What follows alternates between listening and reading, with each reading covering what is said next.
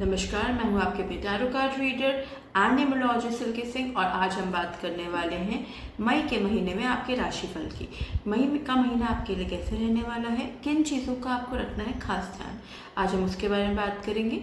सबसे पहले मैं आपको बता दूं, एक जनरल रीडिंग है, तो हो सकता है कुछ बातें आपसे रेजोनेट हो और कुछ बातें आपसे रेजोनेट ना हो। तो जो रेजोनेट नहीं हो आप उसको साइड रखिएगा, जो रेजोनेट हो आप वहीं से उसी को अपने साथ अपनाइएगा, अपने जीवन शैली में उसको अपनाइएगा।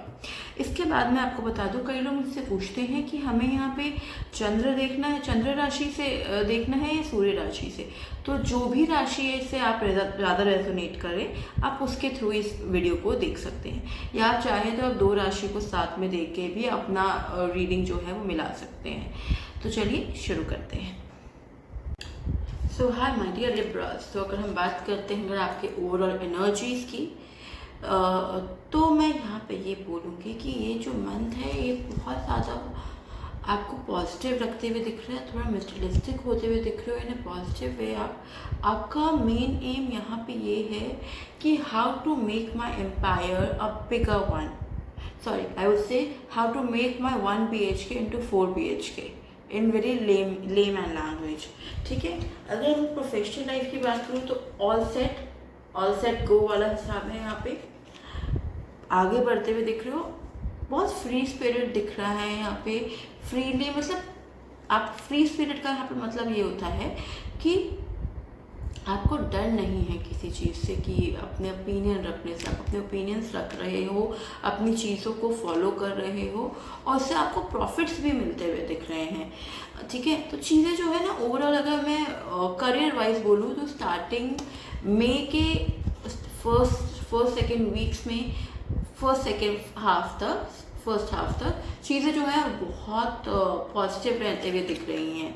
ठीक है, लेकिन वहीं पे थोड़ा सा बैगेज आता हुआ दिख रहा है, शायद अपने आप को आपने बहुत बर्डन अप कर लिया है with your AIIMS, with your goals, कि थोड़ा सा ना यहाँ पे बर्डन आता हुआ दिख रहा है, जिसकी जो आप बैगेज लेते हुए यहाँ पे दिख रहे हो वो फ्री स्पिरिट नहीं लग रहा। कहीं ना कहीं कुछ चीज़ें जो है यहाँ पे एंड होते हुए दिख रही है। अगर आप देखोगे 9 and 10 आया है, देयर इज अ 9 and 10 का एनर्जी है, तो कुछ चीज़ें जो हैं यहाँ पे कोई साइकिल जो है वो कंप्लीट होता हुआ भी दिख रहा है। A journey is ending, a point is ending, a new beginning भी यहाँ पे आते हुए दिख रहा है आपके लिए। Might be from the next few months there would be a new beginning, a new start in your life.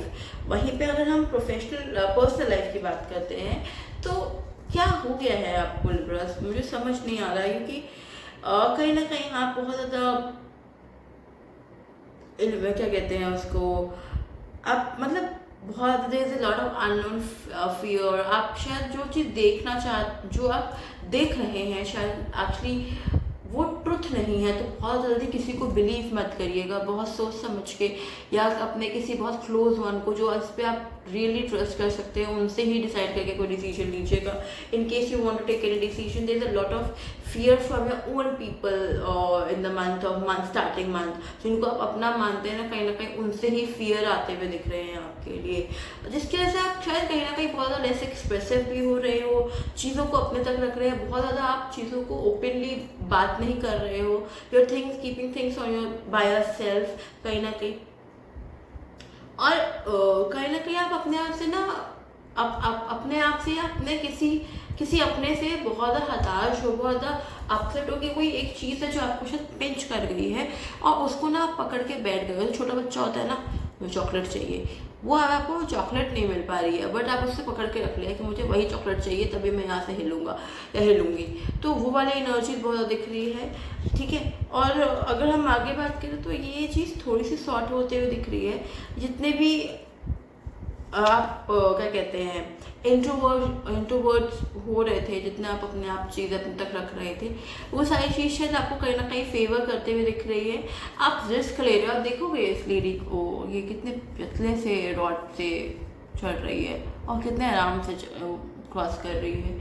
अपने टोस पे, यानी पूरा रिस्क लिया हुआ है इसने, और वो उस रिस्क के साथ ही आगे बढ़ रही है अपने लाइफ में, और बहुत फ्रीली बढ़ रही है, बहुत कंफर्टेबल बढ़ रही है, अपने स्किल्स को इन्हांस भी करते हुए बहुत सारे नए नए थॉट्स के साथ, नए नए आइडियाज़ के साथ आगे बढ़ते हुए दिख रही है इन पर्सनल लाइफ। उसी तरीके से आप भी, जो आपका रिलेशनशिप है, जो आपकी फैमिली है, जो आपके क्लोज वन है, उनके साथ आप लाइफ में आगे बढ़ते हुए दिख रहे हैं, नए इनोवेशंस के साथ अपने रिलेशनशिप को और स्ट्रॉन्ग और पॉजिटिव और इनोवेटिव करते करते।